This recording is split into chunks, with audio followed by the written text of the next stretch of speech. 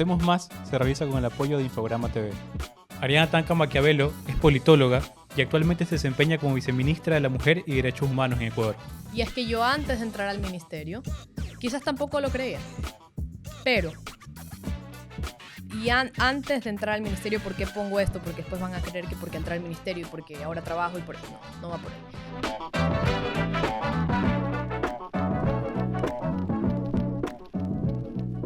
Antes de seguir con la conversación, quiero agradecerte por tu interés. Aquí no hacemos lo tradicional. Traemos historias que suman y de las que puedes aprender. Suscríbete. Con tu apoyo podemos seguir la conversación y brindarte nuevas ideas que inspiren. Porque aquí hacemos más. Ari, qué gusto poder tenerte con nosotros y poder conversar contigo un rato. No, pues a ti, Jorge, muchas gracias. Te conozco hace mucho tiempo y pues estoy muy emocionada de poder compartir este espacio contigo. ¿Por qué decidiste entrar a la política, a la función pública? Mira, ya son casi 2 años de esa decisión.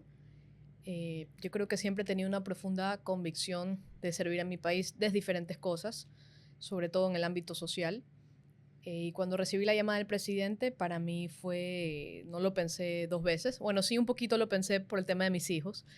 Es un cambio de vida completo, entonces mis decisiones ya no solo son mías, sino que también afectan a mi familia. Entonces, pero en fin, el momento que él me dijo que sea parte de su gabinete, pues yo acepté con la profunda convicción que me ha guiado hasta el día de hoy y es transformar la vida de las mujeres ecuatorianas, de sus familias, a través de la política pública, a través de la acción política.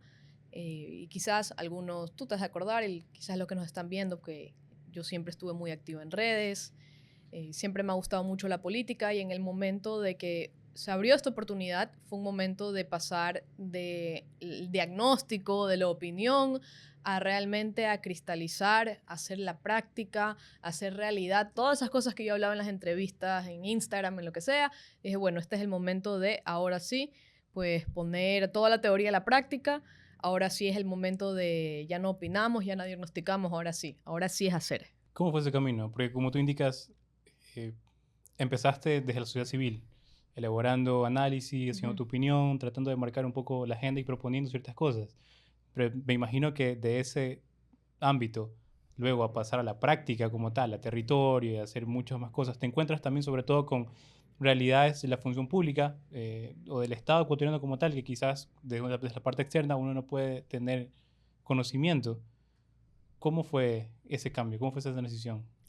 Fue una transición de 180 grados. Es completamente distinto. Una cosa es lo que se puede opinar, una cosa es lo que tú aprendes en la clase, una cosa es lo que tú puedes hacer en la academia y otra cosa es cuando ya llegas a la realidad, a la acción, a la función pública, a la ciudadanía. Entonces te das cuenta que las cosas a veces no son tan fáciles como parecen. Hay muchas cosas que son bastante complejas. Pero sobre todo lo que más me gusta es ese contacto directo con la ciudadanía. Yo me considero una persona que ha ejercido su función pública muy cerca de las mujeres ecuatorianas. Yo no soy una persona, yo me aburro si estoy en la oficina, en el escritorio, por supuesto hay que hacerlo, pero tú me vas a ver siempre en los lugares que a mucha gente le da miedo ir.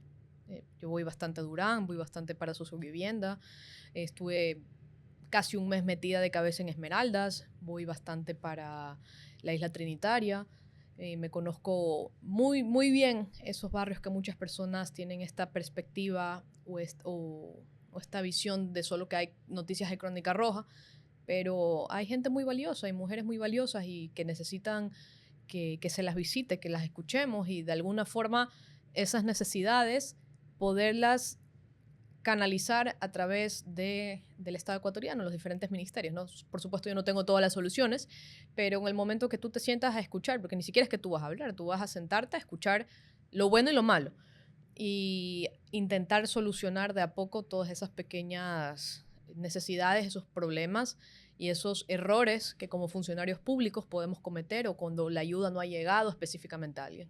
¿Qué te has encontrado en territorio? ¿Qué puedes contarnos de las experiencias que viven las comunidades, las mujeres?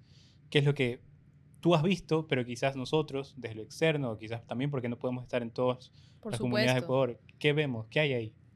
Creo que lo que más me gusta de este trabajo es que he tenido el privilegio de recorrer el Ecuador entero y en esos recorridos he conocido gente muy valiosa, gente que me ha enseñado mucho, pero sobre todo he palpado la realidad, ¿no?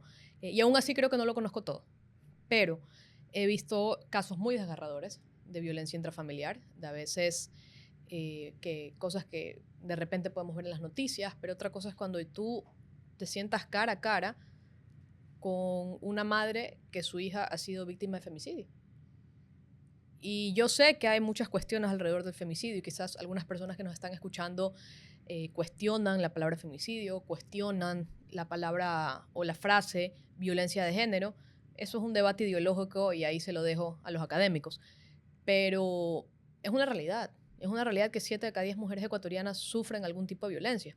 Cuando tú te sientas así como yo estoy contigo, porque lo he hecho con cada caso que llega a mí, yo me siento, visito, voy a la casa donde ha sucedido el hecho, me tomo un café con esa persona, hablo, la escucho, por supuesto voy con mi equipo que es maravilloso para dar toda la atención integral, todo el abordaje psicológico que se tiene que hacer, Lo técnico. todo lo técnico, y escuchar, ver el vínculo familiar, el núcleo familiar, cómo se rompe, cómo tú le explicas a un niño de 9 años, que es casi la edad que tiene mi hija, que presenció que su padre ha matado a su madre y luego se ha suicidado frente a sus ojos.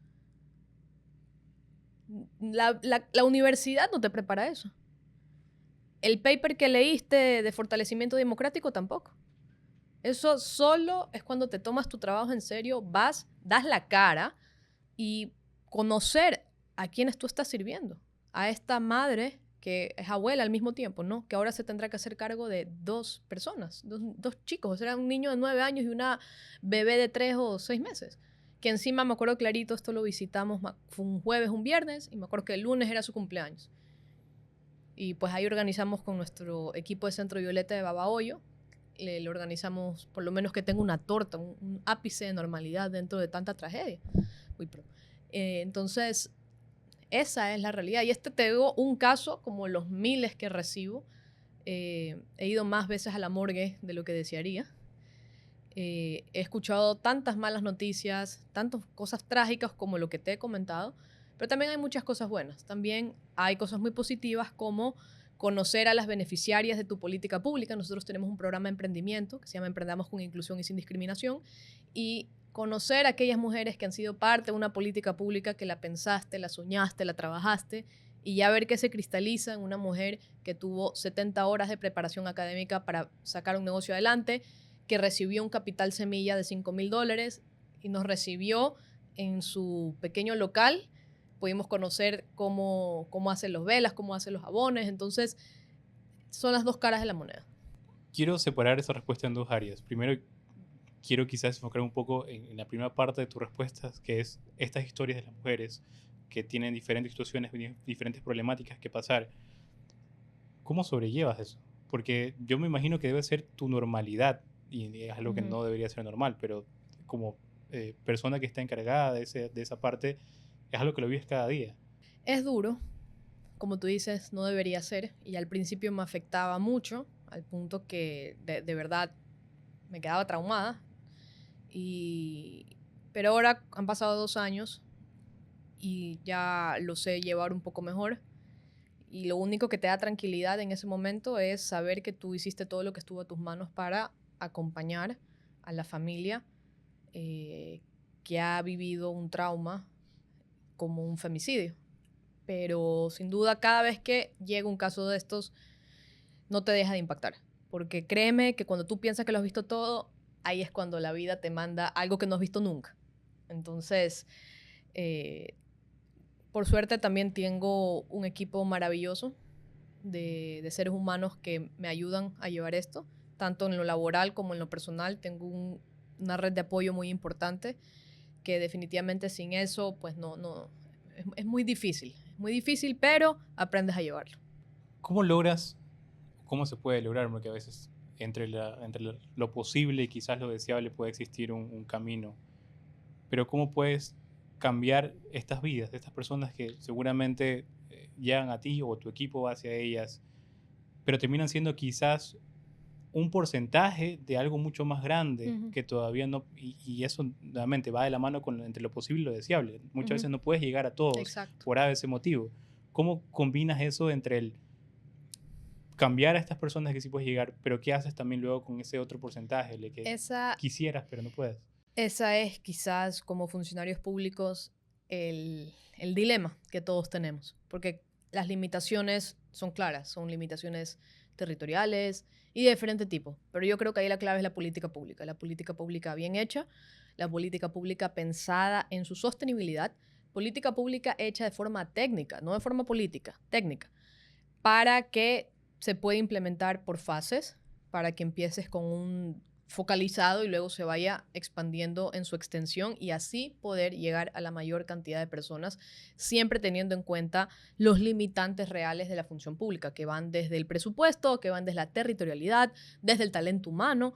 Entonces, yo creo que esa es la herramienta clave que tenemos, que es la política pública bien hecha, bien pensada, con indicadores de éxito, con fases, con implementación, con seguimiento y, por supuesto, lo más importante, con la honestidad y con la inteligencia emocional e intelectual de admitir cuando no está funcionando y corregirla para que funcione.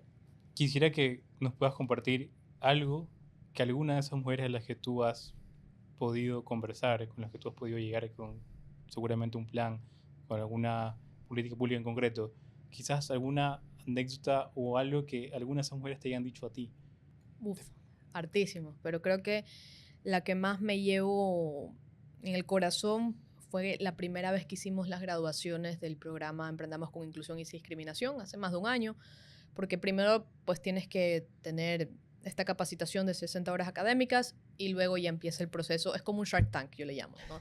Y empiezas la preparación del plan de negocios, luego literalmente ellas aplican, hacen un video explicando su idea y luego hay un comité que selecciona los mejores planes de negocio para que ellas puedan acceder a un incentivo económico no reembolsable de $5,000, entre $3,000 y $5,000. Pero en las graduaciones que nosotros hicimos es increíble y me llevo con mucha alegría esto de aquí, que una de nuestras alumnas se acerca y me dice, ¿sabes qué? No me importa si yo no me gano el capital semilla, no me importa.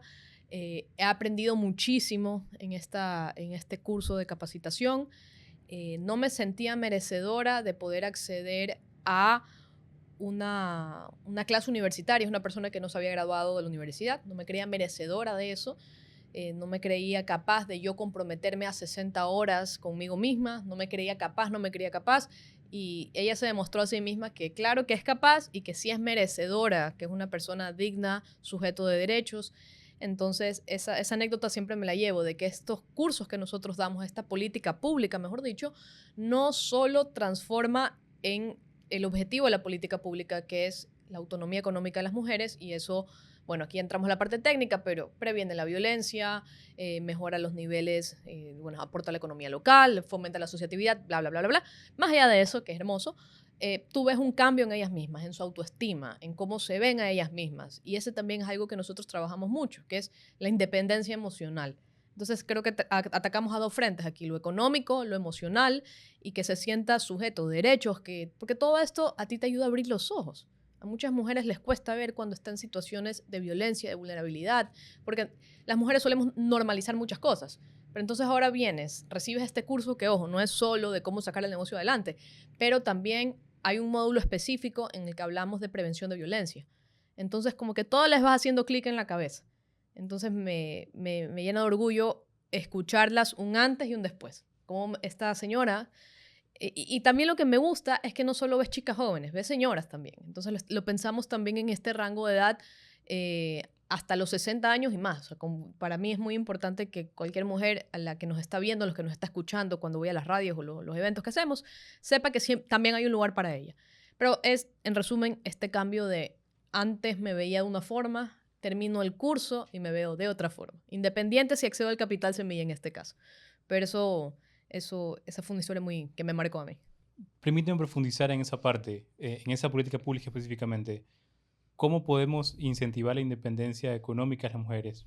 ¿Por qué es importante? Y sobre todo, ¿cuál es el rol que juega, por ejemplo, el emprendimiento en todo esto? ¿Y cómo podemos incentivar aptitudes y habilidades emprendedoras en las mujeres? Uy, este tema a mí me encanta.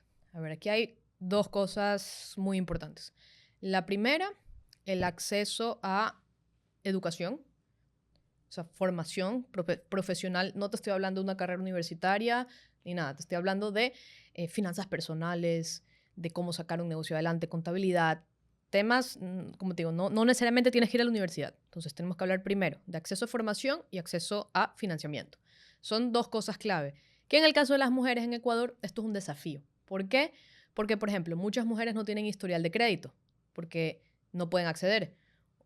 Muchas mujeres no tienen una cuenta bancaria, no porque no han querido, sino porque no saben, no han tenido el alcance o simplemente sus parejas no las dejan.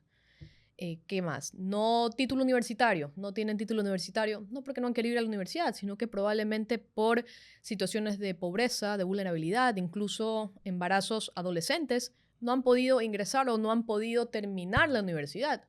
O ni siquiera nos vayamos a la universidad, hablemos del bachillerato. Y por eso también nosotros tenemos una iniciativa que es el Bachillerato Violeta, que lo estamos haciendo junto a UNICEF y el Ministerio de Educación, Cultura y Deporte, eh, de, de poder graduar a todas estas chicas, un bachillerato acelerado para todas estas chicas que dejaron de estudiar en algún momento por embarazo adolescente. Entonces, como te digo, hay varias brechas en el acceso a financiamiento que no necesariamente responden a una persona que no se ha esforzado, que no ha trabajado o que no tiene las credenciales, por así decirlo. Pero al final del día yo entiendo al banco, ¿no? Tú vas y si los números no dan, no te tienen que dar el dinero, eso lo entiendo. Sin embargo, atrás de esos números recordemos que siempre hay una historia de vida. Hay una mujer que probablemente tiene una pareja que no le ha dejado tener una tarjeta de crédito o que la persona saca una tarjeta de crédito y la deuda la suma la mujer. Entonces hay tantas aspectos y variables que hay que tomar en cuenta, ¿no? Entonces, por eso nosotros trabajamos en esta perspectiva que nuevamente a algunas personas quizás esta palabra les va a causar ronchas, yo digo, pero dejemos el tema ideológico a un lado, es el tema técnico que se utiliza, que es el enfoque de género en la política pública. Y no es nada más que tener en cuenta estas consideraciones de un sector de la población cuando pide un crédito. Entonces, por ejemplo, lo que nosotros hemos trabajado con Banecuador es créditos preferenciales para las mujeres. Y esto es trabajando en los requisitos del acceso a crédito. Y esto también lo estamos trabajando de la mano del Banco Mundial, que les impactó y les gustó mucho este acuerdo que nosotros tuvimos con Banecuador, con el crédito Violeta, para empezar a sensibilizar a los bancos, y lo vamos a empezar a hacer no solo en banca pública, sino también en banca privada, para que más mujeres puedan acceder a crédito. Ojo, y esto no significa que se va a regalar el dinero ni que personas no calificadas van a acceder a dinero, porque como te decía al inicio, la política pública tiene que ser sostenible y tiene que ser técnica. Entonces, está en buscar integrar esta realidad de las mujeres ecuatorianas en la política pública, en el acceso a financiamiento, para que estas brechas se puedan ir cerrando, ¿no? Entonces, por un lado, el acceso a financiamiento.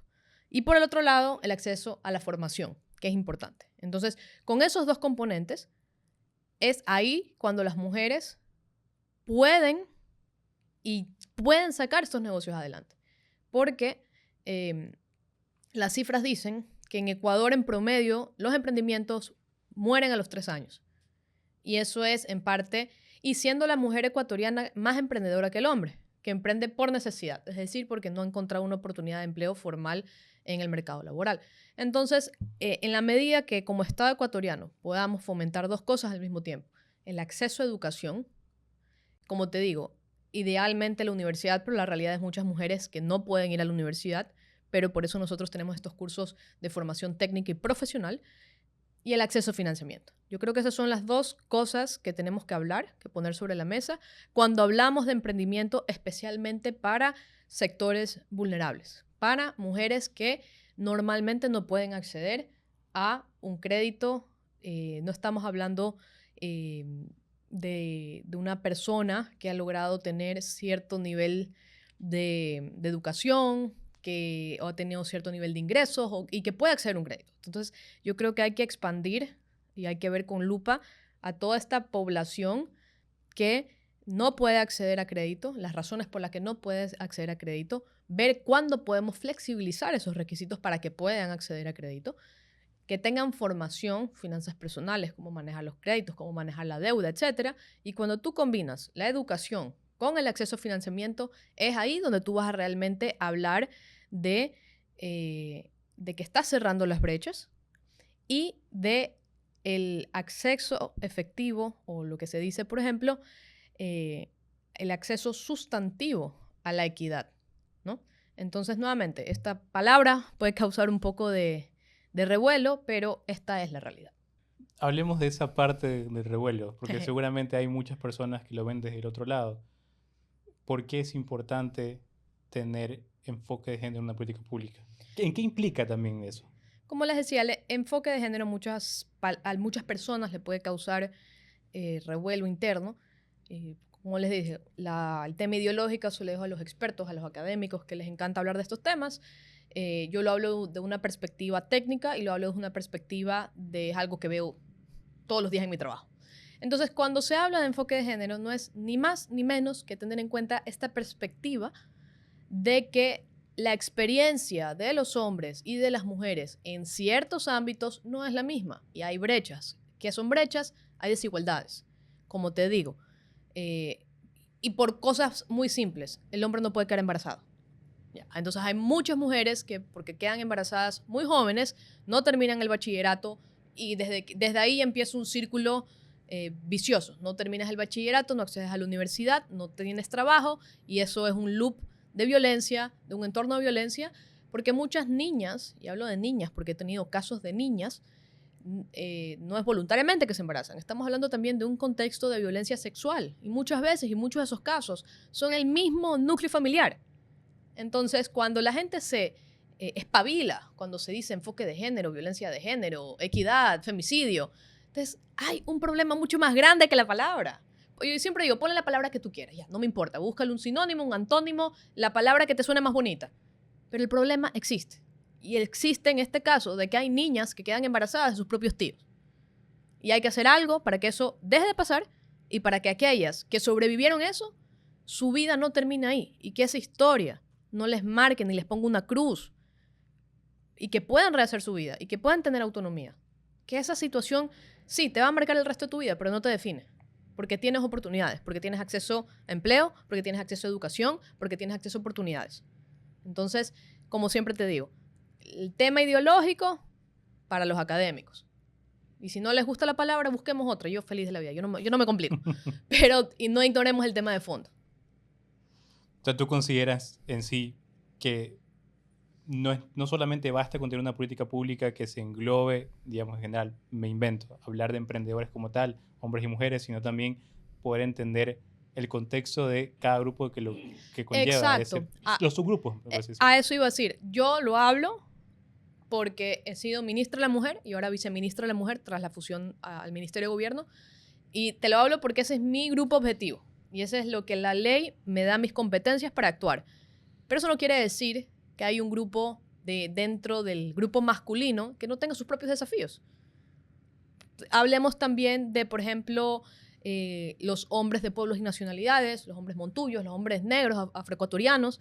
Por supuesto que también tienen sus desafíos y por eso es la importancia que la política pública refleje y tenga en cuenta, y así nos queremos poner técnicos, hay diferentes enfoques. Tú tienes el enfoque de género, el enfoque de derechos humanos, el enfoque de movilidad humana, el enfoque intergeneracional, y todo eso está, valga la redundancia, enfocado a que los diferentes subgrupos, si lo queremos llamar, se pueda atender directamente las necesidades teniendo en cuenta los obstáculos que tienen por razón de existir, por así decirlo. Hay algo que lo he notado, al menos un comentario en redes sociales, un debate, y no quiero irme sin preguntar esto. ¿Tú crees realmente que un ministerio de la mujer, en lugar de ya un viceministerio de la mujer, sí es relevante tener en Ecuador, que no es suficiente con tener, por ejemplo, un ministerio de Inclusión Económica y Social que lo pueda ir de la mano justamente a hacer las políticas públicas al respecto? Te pongo aquí el uno reverse. Contéstame tú a esa pregunta después de lo que yo te acabo de contar. Con el corazón en la mano. Con el corazón de la mano. Yo creo que hay diferentes realidades, diferentes contextos. Eso para mí es un punto de partida muy válido. No soy tan fan de la idea de segmentar, pero no solamente mujeres, sino segmentar en general por diferentes grupos. Yo creo que se deben hacer políticas públicas que se piensen en como un todo, que es relevante, y tratar de dar acceso a todos independientemente Ujú. de cualquier ámbito de diferencia. Ahora, eso no quita que, como tú dices, hay contextos diferentes. Es para mí quizás el punto medio entre uno y otro. Yo particularmente eh, no, no creía, siéndote muy Ujú. honesto, que era necesario Tranquilo, que tener un ministerio de de la esto se mujer, trata. pero sí creo, por ejemplo, que deberían existir políticas públicas también ligadas a eso. Entonces, como quizás, no sé dónde estoy, pero quizás en un punto Está medio. bien, no necesitamos tener la respuesta, pero yo sí aquí voy a hacer una reflexión, y es que yo antes de entrar al ministerio, quizás tampoco lo creía, pero, antes de entrar al ministerio, ¿por qué pongo esto? Porque después van a creer que porque entré al ministerio y porque ahora trabajo y por... No, no va por ahí. Pero, eh, para mí el año 2023, que fue el año que yo asumí esta importante cartera de Estado, a la que yo amo, eh, para mí fue un año muy difícil.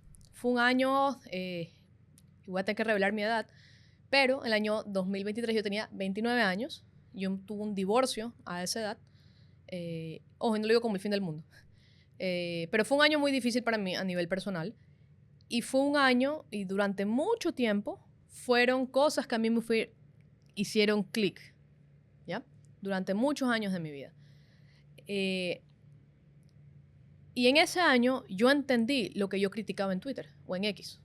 Que por suerte no tuiteo hace 2 años y yo no abrí esa aplicación hace 2 años. Así que si me están insultando, no los estoy leyendo yo, ni los he leído en 2 años. No se preocupen. Pero, eh, ahí me hizo mucho sentido lo que yo misma criticaba ahí. Porque yo lo viví. Y en el rato que yo lo viví, yo dije, y hoy digo, me hubiera gustado saber que yo tenía todas estas opciones para restituir, para salir adelante, ojo, y que por supuesto que lo hice porque aquí estoy, pero yo tuve el privilegio primero de dejar de trabajar, tuve el privilegio de tener a toda mi familia, tuve todo el privilegio de tener ayuda psicológica, de tener una asesoría legal para enfrentar, y cada mujer decide cómo lo maneja, ojo, lo que yo hago, deje de hacer, no es cómo se deben de hacer las cosas, porque yo soy muy respetuosa de que una mujer puede denunciar como no puede denunciar, cada una tiene sus tiempos. Y en el momento que yo entendí qué es lo que yo misma criticaba en Twitter, dije, yo no tenía razón de esto. O sea, a las personas que yo criticaba, a las personas con las que visceralmente intercambiábamos opiniones, eh, tenían razón en muchas cosas. Entonces, casi un año, 10 meses después, que el presidente me llama a formar parte de su equipo, por eso te decía, no lo pensé 2 veces, porque para mí ese año hicieron clic muchas cosas, y mi misión desde este viceministerio, el que nuevamente yo amo, fue que a una mujer cuando esté atravesando alguna situación de vulnerabilidad, sepa qué hacer, a quién llamar, y que va a tener todo un sistema de protección para ella. Entonces, cuando a mí me llega un caso, yo me lo tomo personal, porque a mí me hubiera gustado tener esa guía. A mí me hubiera gustado saber todo lo que yo podía hacer, a todo lo que yo podía acceder de forma gratuita. Y eso es lo que yo quisiera que las mujeres sepan, que cuando sufren algún tipo de violencia, sí hay alguien que la respalda, sí hay algo que ustedes pueden hacer. Y es gratuito, porque el privilegio que yo tuve tiene que ser el derecho de todos. Y eso fue, por eso te digo, es un camino que he recorrido, que yo hasta quizás el año 2023 yo te decía, eso no tiene que existir, y me peleaba con todo el mundo en Twitter, pero cuando ya me empezaron a hacer clic muchas cosas, dije, yo no tenía razón. Y estaba opinando quizás desde un lugar de no tener conocimiento de causa. Y si alguien me está escuchando y le está haciendo clic, esa es la realidad. Y sé que a veces darse cuenta de las cosas te hace un circuito en el cerebro, porque a veces te vira la mesa de todo lo que tú creías, todos tus principios, todos tus valores. Para la gente que se identifica en izquierda, para la gente que se identifica en derecha. Yo me considero una persona liberal. Me identifico mucho con los principios del liberalismo clásico, que he transitado mucho, que los he puesto a prueba muchas veces, pero también sé que una cosa son los principios que yo puedo tener en el deber ser de las cosas, y otra cosa es la realidad. Y como te dije, ni la universidad, ni von Mises, ni Hayek, nadie te prepara para ir un 24 de diciembre a la morgue a acompañar a una familia que lo ha perdido todo. Y esa es la realidad. Ahora, no le estoy diciendo que los principios no existen en lo absoluto. La persona que no tiene principios en la función pública es una persona que hubiera hacer lo que se le dé la gana. Todo el mundo tiene principios, todo el mundo tiene ideales. Pero en la práctica, hay veces que tenemos que nosotros mismos hacer esa diferencia. Una cosa es el deber ser, una cosa es lo que se escribió en 1789 y otra cosa es el mundo que estamos viviendo el día de hoy. Y no quiere decir que esos principios no puedan aplicarse, simplemente que hay veces la realidad se escapa de lo que uno puede leer, de lo que uno aprendió en la universidad. Y lo importante a veces es hacer las paces y decir, listo, puedo ser una persona liberal clásica y a la vez estar muy de acuerdo de que existe la violencia en contra de la mujer. Y eso no te hace... Yo creo que a veces muchas personas se obsesionan con el pedigrí ideológico. Y va de todos los lados, ¿no? ¿Quién es más feminista? ¿Quién es más ecologista? ¿Quién es más de izquierda? ¿Quién es más de derecha? Y es como que si estuvieran repartiendo ese carnet en algún lado que yo nunca supe. Pero las personas creo que también se obsesionan mucho con ese purismo. Y que puede existir en el ideal, y está bien, pero también reconocer de que ese ideal a veces no se cumple, y está bien. Y te lo digo por una persona que ha sido académica, que ha leído mucho, que se ha preparado mucho, y que esos cortocircuitos pasan todo el día, y está bien. Y simplemente aprender a lidiar con ellos y hacer las paces y tener la paz mental de, sí, es así es el mundo. Qué curioso ese camino que has llevado, porque es tener tus principios, pero luego aplicarlos a la realidad sin olvidarse de esos principios. Y ahí quizás hay una tarea compleja del día a día, ¿no? Mira, es algo que se llama humildad intelectual, y creo que ese es el valor más importante que una persona puede tener. Aprender a aceptar cuando estás equivocado, cuando no tienes la razón. Y es normal, no nacemos conociéndolo todo. Es normal equivocarse. Es más, la persona que no cambia de opinión es porque no tiene esa capacidad analítica de rodearse de opiniones diferentes y estás en una cámara de eco donde todo el mundo simplemente piensa igual que tú. Y en el donde todo el mundo piensa igual que tú no hay crecimiento. Entonces es normal que tus ideas se choquen con otras, porque así es el mundo. Así es el mundo. ¿Tú crees que yo voy a Socio de Vivienda a hablarle de Hayek? No, pues. Y de esas conversaciones del día a día es que surgen estas cosas y te ponen a prueba tus propios principios y lo que tú creías que tiene que ser. Te sorprende para bien y para mal, ojo. Pero está bien hacer ese ejercicio intelectual de cuestionarte constantemente y de quizás la otra persona tiene razón. Y yo lo digo públicamente cuando me he equivocado, cuando he cambiado de pensamiento. Y yo lo digo y se lo digo. O sea, la Ariana del 2023 no es la misma del 2025 y del 2023 no es la misma del 2020 ni del 2018. Y yo estuve activa en Twitter como 12 años de mi vida y ya eso no va más. Porque yo creo mucho en la paz mental ahora. Entonces... ¿Te costó salir de...? No, cero. Mi vida es lo más feliz del mundo desde que no veo Twitter ni X. Y nuevamente, si alguien me está insultando, yo no lo estoy leyendo. Es Michelle la que está ahí. Yo no estoy leyendo eso. Yo no me entero. Jamás. Así que no pierdan el tiempo. Pero es bueno tener haters al final del día. Algo quizás estás haciendo bien si los tienes. Mira, yo que esto sí te digo, la ignorancia es maravillosa. Cuando no te enteras de nada. Me entero de las cosas que tengo que saber, obviamente, ¿no? Las alertas que pueden surgir en redes sociales, que para eso son muy buenas. Pero la paz mental ante todo. De verdad.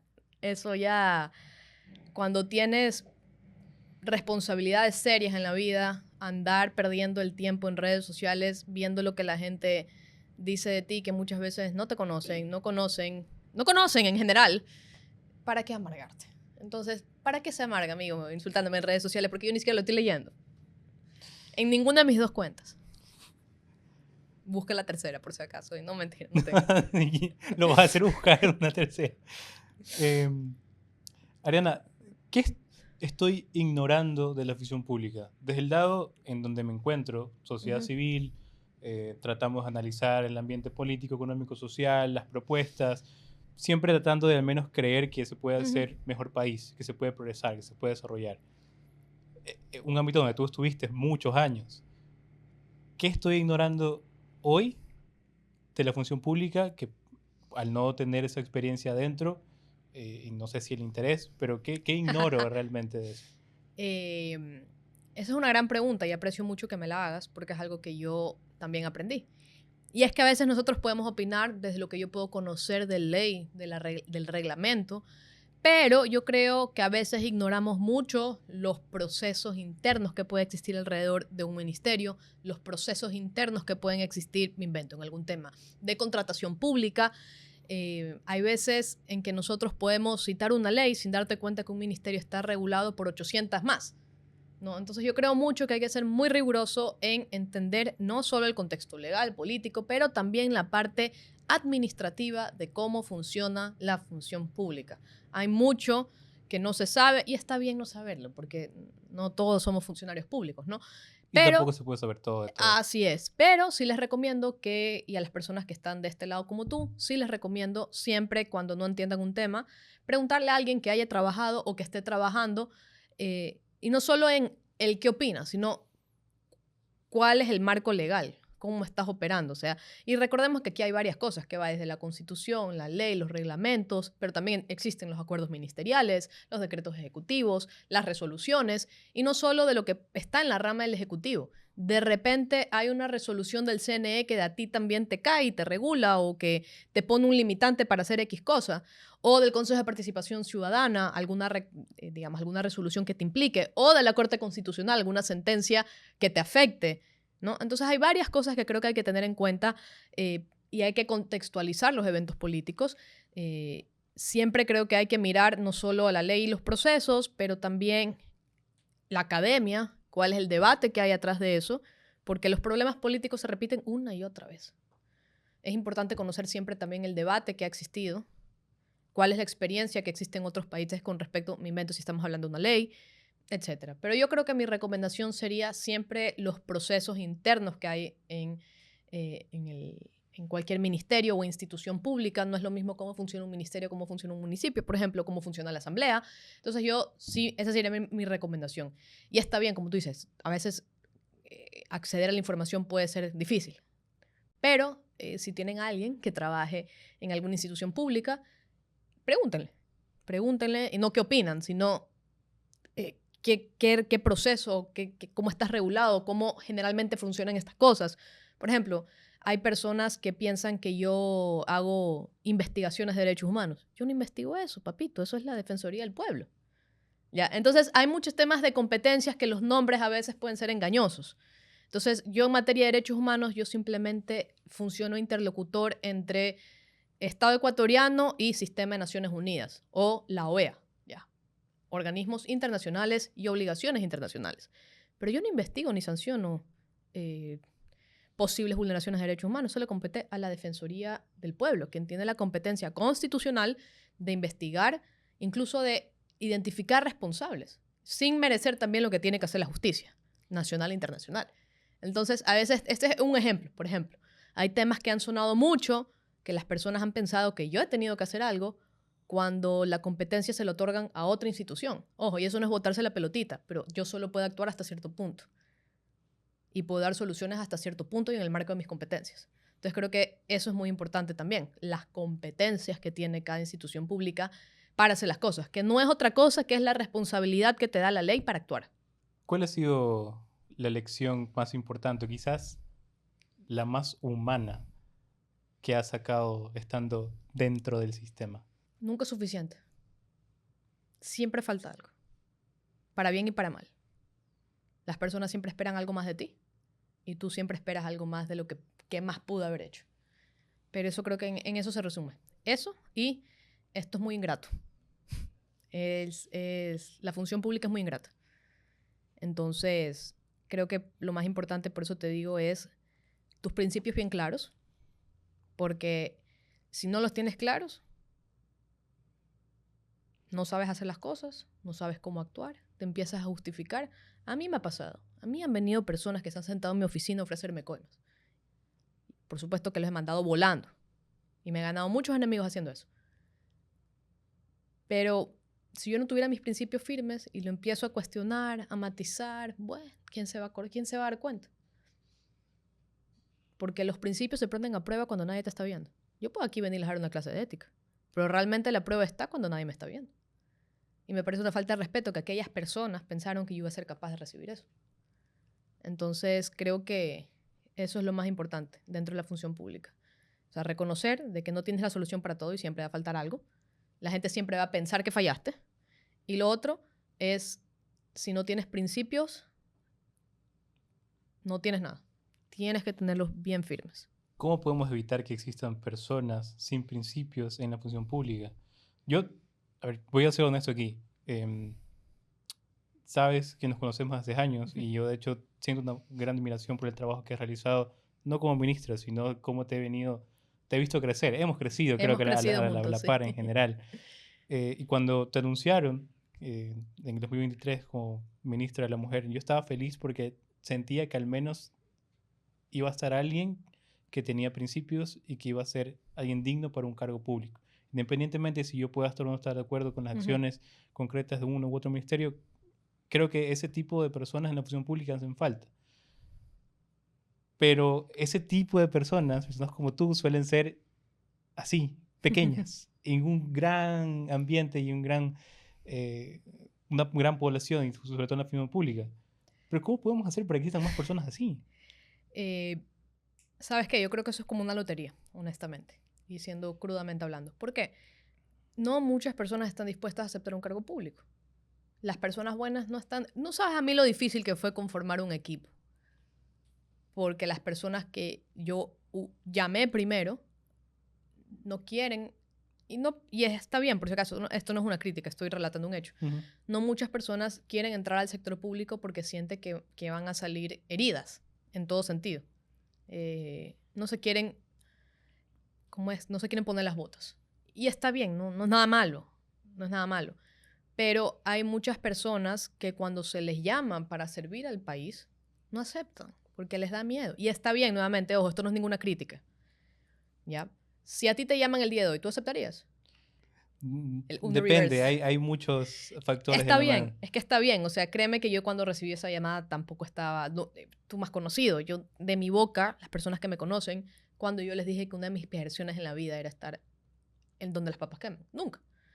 Pero eso es, nuevamente, la universidad no te prepara para estas cosas. Y ojo, yo amo la Casa Grande, por si acaso. No es una crítica tampoco. Pero esa es la cosa. Las personas, hay muchas personas buenas, de verdad que sí. Y no necesariamente personas que tienen título, ni PhD, ni nada. Créeme, yo he aprendido mucho más en el día a día, en la calle, conversando con las personas que en clases.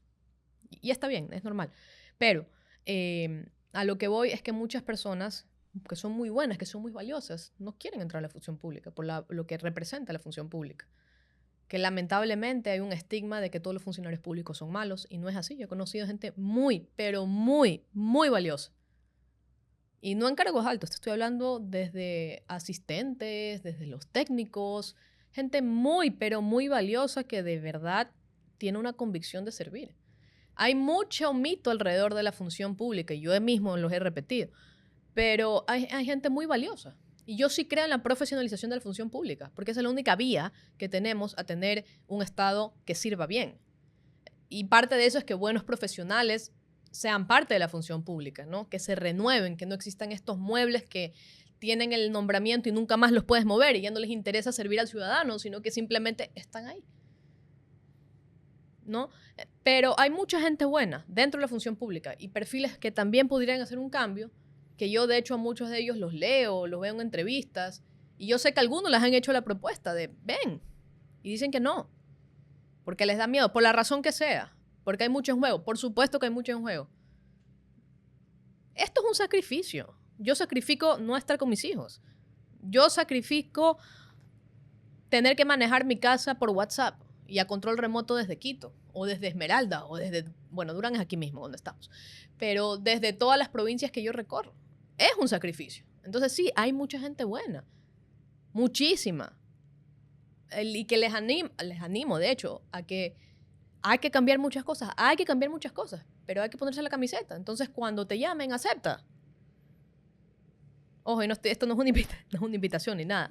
Pero eso es algo que yo sí a mucha gente veo que está en entrevistas, que está en podcast, esto, que lo otro, y no es una crítica nuevamente, pero yo sé que a muchos de ellos sí les ha llegado una invitación, sí les ha llegado, oye, ¿te interesaría formar parte del equipo X? Y dicen que no, y está bien. Pero, nuevamente, los perfiles que tienen las ideas, que tienen las convicciones, que en cámara dicen cómo hay que hacer las cosas, entonces hay que empezar un poco a ocupar esos espacios en cualquier tipo de lugar de decisión. Y ojo, el cambio se puede hacer donde estés, porque desde la sociedad civil se puede hacer muchísimo.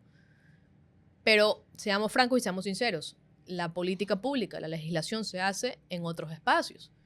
Entonces, hay mucha gente buena y si queremos ver que las cosas cambien, entonces hay que sumarnos en diferentes espacios, de acuerdo, pero también en donde esos espacios donde es muy ingrato. Ser ministra o viceministra es horrible. Yo amo mi trabajo, por si acaso, lo adoro. Pero ¿ya? no se lo recomendarías a nadie. Sí, sí lo recomiendo, porque estoy justamente hablando de eso. No, mentira. Pero yo amo mi trabajo, por si acaso, pero ¿qué es la parte fea? La parte en que te destrozan en redes sociales, la parte de que todo el mundo sabe hacer tu trabajo, menos tú, aparentemente, pero tú les dices, entonces ven. No.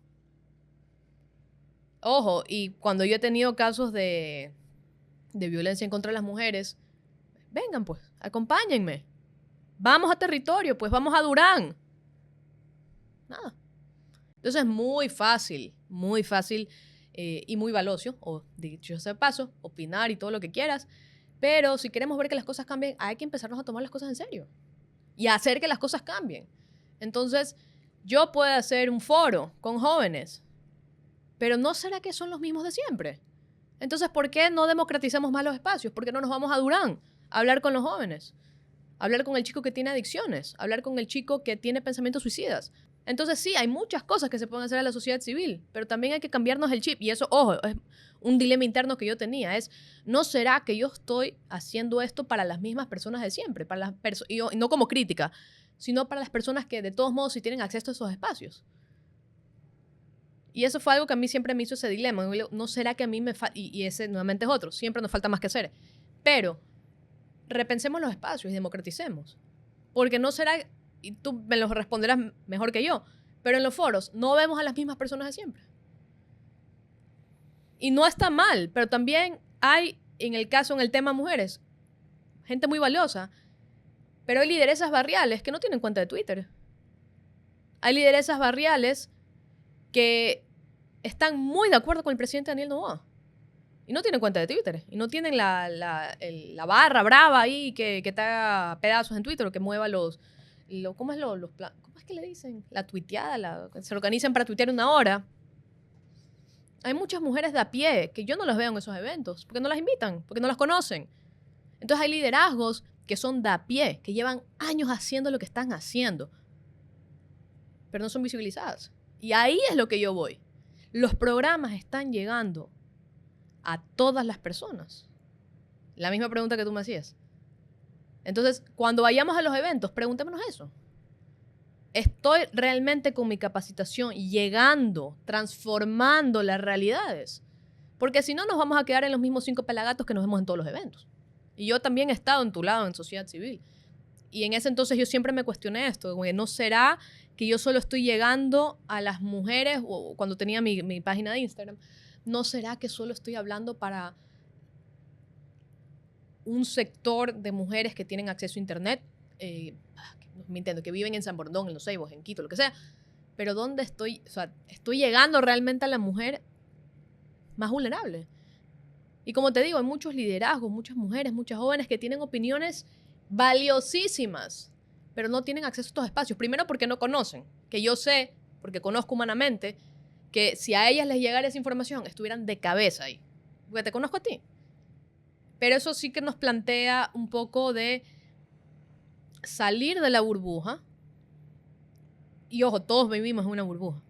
Solo hay que constantemente recordarnos que lo que veo no es siempre lo que es. Entonces, siempre preguntarnos, o sea, realmente estoy, en el caso desde la función pública, pero en el caso de la sociedad civil, estoy realmente llegando a esos perfiles, ¿no? A esos liderazgos, como te digo. Yo conozco a la señora Cruz, que es una lideresa de sociovivienda. Por Dios, esa señora, cómo se mueve por su barrio. ella me ha llevado, nos hemos ido a la Isla Trinitaria, hemos estado en Cristo del Consuelo, hemos estado en Sociovivienda, porque ella misma me dice, a ver, yo necesito aquí, porque en esta cuadra, y necesito que me venga con MSP, y necesito que me venga con SRI, y necesito que me venga con el MIES, con el Ministerio de Desarrollo Humano, necesito esto. Y son líderes que llevan años trabajando por su comunidad, pero nadie las ve. Nadie las ve. No tienen cuenta de Twitter, no van a las radios, no están en los podcasts. Nadie las ve. Y su trabajo es 100% efectivo, porque no hay mujer que conozca mejor su barrio que la que nace, crece, vive, ve, y la caserita, todo el mundo sabe. Todo el mundo en su barrio tiene una, que te conoce a ti, a tu mamá, a tu abuelo, y sabe cómo se mueve todo. Entonces, justamente eso es un programa que nosotros queremos impulsar, de empoderar a estas mujeres, en mi caso, líderes, porque respondo mujeres, así como hay hombres también muy valiosos, que cambian realidades. Entonces, sí, un poco ir más allá de a las personas que de todos modos pueden acceder a estas cosas. Ese sería un poco mi consejo. ¿Y cómo podemos hacer que se triangule todo ese trabajo? Porque a la larga creo que hay mucha razón en lo que mencionas, pero también Las limitaciones. es que también hay limitaciones. O sea, que uno con parte de la sociedad civil tampoco puede, por mucho que quisiera, extenderse Yo sé. en tantas comunidades y demás, por diferentes contextos y ámbitos y características. Pero, ¿cómo podemos hacer para triangular? Porque voy a poner un ejemplo. Y un ejemplo hipotético no es una propuesta, pero yo puedo decirte, hagamos un programa de formación de los que solemos hacer humanamente, especializado en mujeres, en líderes de barrio que creas convenientes de la provincia del Guayas, por poner un ejemplo. ¿Mm? Pero ahí también hay que tratar de ver triangular en general el trabajo y sobre todo tratando siempre de que se respeten las independencias de las instituciones, tanto la institución pública como la institución civil o la académica, quien sea. Y ese trabajo a veces puede ser complicado porque tú no sabes cuál puede ser el interés de esa persona que esté en la función pública específicamente. Te puedo conocer a ti, puedo saber que puedo trabajar contigo, pero me invento. Quiero hacer un trabajo relacionado al medio ambiente, me gustaría entrar en más comunidades, pero ¿cómo triangulamos mejor ese trabajo para que sea un trabajo más efectivo? Esa es una gran pregunta. Y yo soy fiel creyente que el Estado siempre tiene que trabajar de la mano de la sociedad civil, siempre lo he dicho, del sector privado y funcionar como un engranaje. Ya, dejemos ahí la parte teórica. Ahora, ¿qué puedes hacer? Si puedes tocar la puerta de cualquier ministerio y decir, a ver, quiero tener tu aval o lo como quieras manejarlo, ¿ya? Puede funcionar a través de convenio como tú estimes conveniente. Pero ahí sí tienes una base de datos, si lo quieres ver así, que te va a permitir llegar a otras personas. Ahora, también hay muchas organizaciones chiquitas, por así decirlo, locales, con las que también puedes contactarte y decir, a ver, mira, quiero focalizarlo en esto. Cuando yo estaba en mi primer año de universidad en Casa Grande, yo trabajé una época con el doctor Francisco Huerta, que en paz descanse, y con él teníamos un proyecto que se llamaba la Universidad de los Barrios, y que justamente, mira, años después me llevó a casi a hacer lo mismo, pero la Universidad de los Barrios se trataba justamente de empoderar a los líderes barriales, como lo que tú haces, los programas así, para que ellos tengan un impacto positivo en su comunidad. Entonces, también si es que tu grupo objetivo de repente en algún momento son líderes barriales o X comunidad, porque también entiendo que cada organización de la sociedad civil tiene su público objetivo y está bien.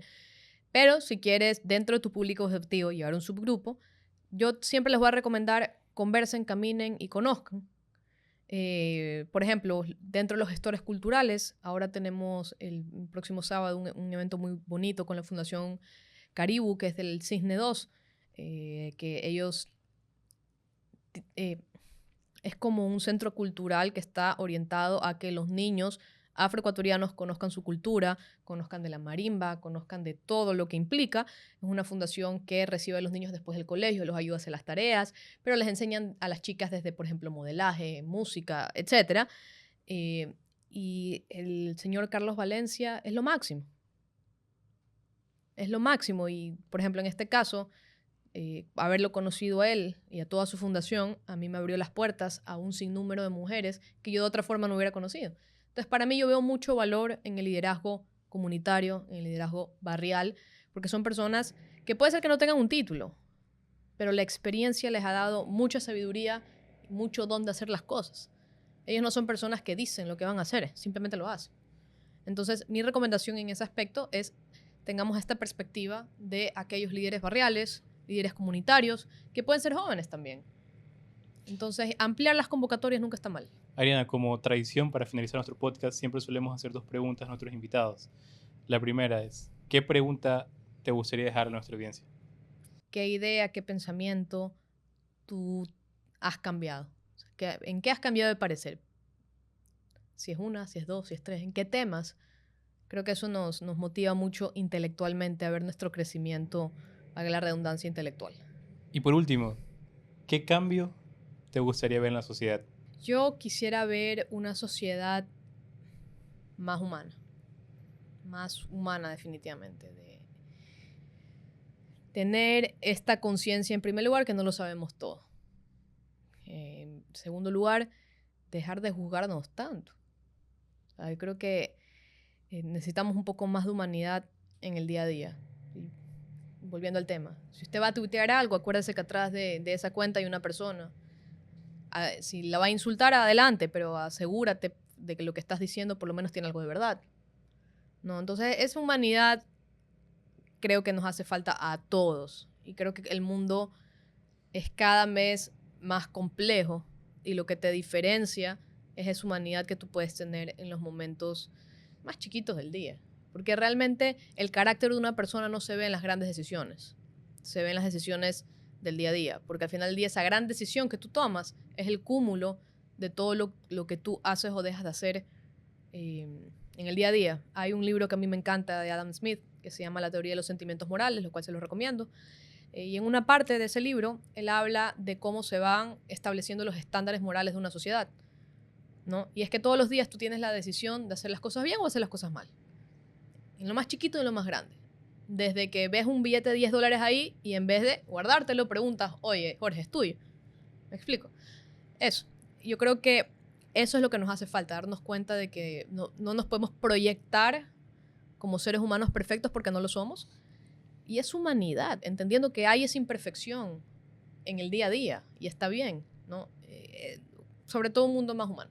Ariana, te agradezco muchísimo tu tiempo y por haber estado aquí con nosotros conversando. También agradezco el hecho de que me permitiste conversar con la Ari que yo conozco, esa Ari humana, no tanto de esa funcionaria pública como tal, que ahora por supuesto van de la mano, pero... Lo que ven es lo que soy, por si acaso, no se esperen ni más ni menos. Esto es lo que hay, amigos.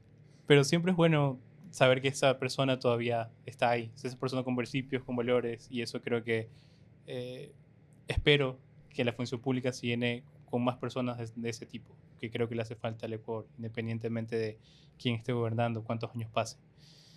Te deseo todo lo mejor en tu trayecto y espero poder conversar contigo nuevamente. Yo feliz, muchas gracias por la invitación de poder conversar también con un amigo de años. Te felicito públicamente por Humanamente, ese proyecto que todavía me acuerdo de ti con el chaleco rojo en la universidad, de cómo lo has ido creciendo poco a poco y a todas las personas que has cambiado la vida. Tú de verdad que eres alguien que cumple ese rol de la sociedad civil y alguna vez la vida pues, nos volverá a juntar en la misma página, por así decirlo. En algún momento, quién sabe. Gracias. Gracias a ustedes. Hacemos Más se realiza con el apoyo de Infograma TV.